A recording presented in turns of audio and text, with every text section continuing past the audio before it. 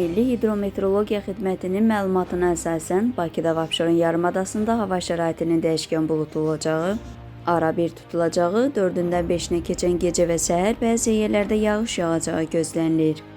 Yarımadanın ayrı-ayrı yerlərində qısa müddətli leysan xarakterli olacağı, şimşək çaxacağı ehtimalı var.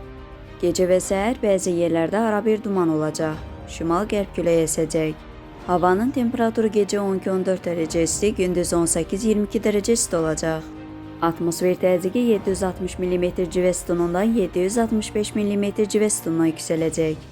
Nisbi rütubət gecə 70-80%, gündüz 60-65% olacaq. Azərbaycanın rayonlarında hava şəraitinin bəzi yerlərdə arabir yağıntılı olacağı, şimşək çaxacağı gözlənilir.